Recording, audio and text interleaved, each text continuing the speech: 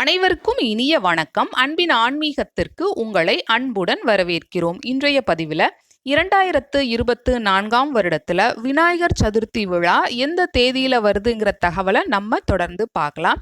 India முழுக்கவே விநாயகர் சதுர்த்தி விழா மிகவும் சிறப்பாக கொண்டாடப்பட்டு வருது.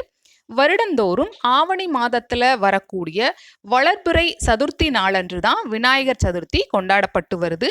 2024 வருடத்துல செப்டம்பர் மாதம் 7ஆம் தேதி, ஆவணி மாதம் 22ஆம் தேதி சனிக்கிழமையன்று விநாயகர் சதுர்த்தி.